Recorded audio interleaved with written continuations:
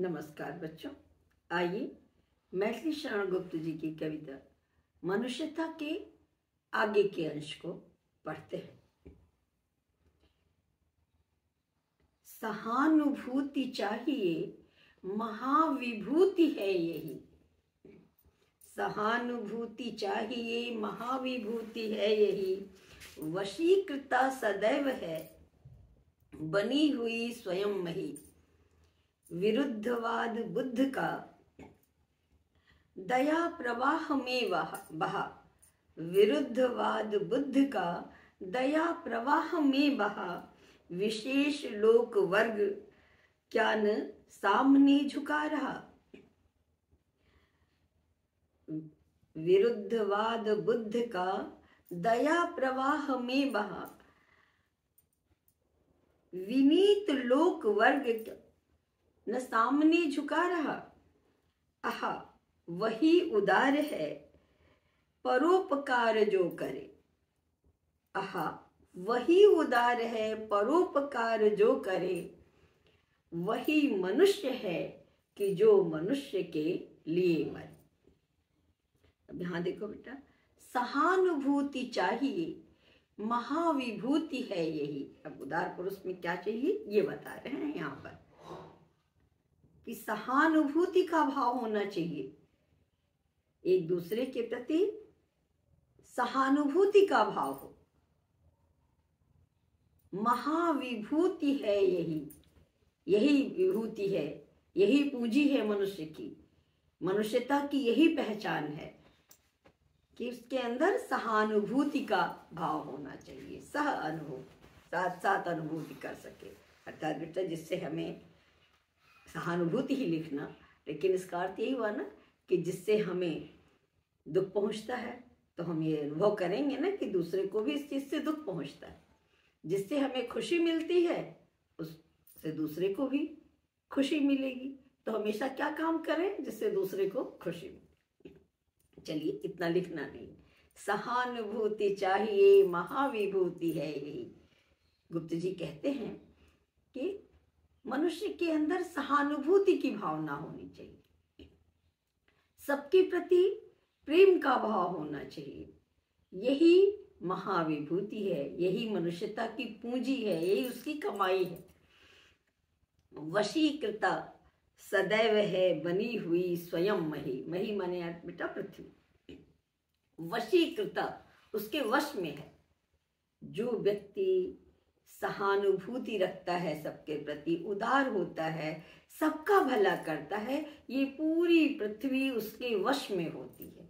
तब बेटा जो अच्छा कार्य करेगा तो सारे लोग उसका सम्मान करेंगे, उसकी बात को मानेंगे। तो ये वशीकृता। वशीकृता का अर्थ क्या हुआ कि जो व्यक्ति उदार है, सबका भला करता है, सारे मनुष्य उसके वश में हो जाते हैं।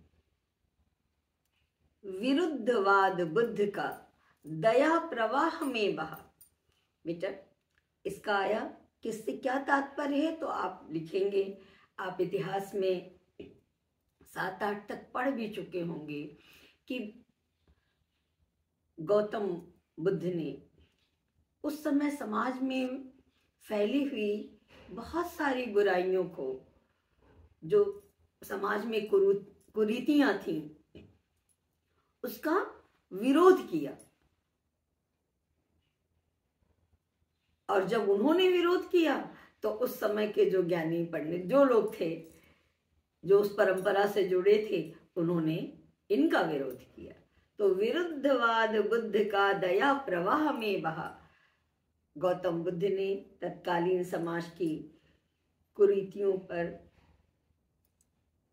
का विरोध किया, लेकिन उनकी करुणा, उनकी दया के आगे जो उनके विरोधी थे वो भी उनके अपने हो गए। ये है विरुद्धवाद बुद्ध का दया प्रवाह में बहा। उनके हृदय की करुणा, दया की भावना का वेग इतना तेज था कि सारा विरोध अपने आप, सारे विरोधी अपने आप शांत हो गए।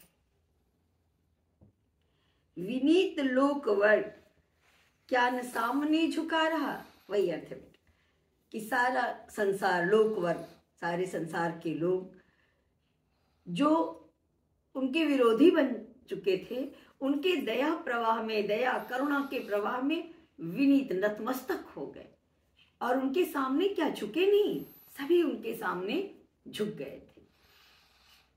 आहा वही उदार है परोपकार जो करे। गुप्त जी कहते हैं कि वही व्यक्ति उदार है जो परोपकार करता है। परोपकार दूसरे का उपकार करता है, दूसरे की भलाई करता है, दूसरे के बारे में सोचता है, वही उदार है। और ऐसे उदार पुरुष के आगे सभी लोग नतमस्तक हो जाते हैं।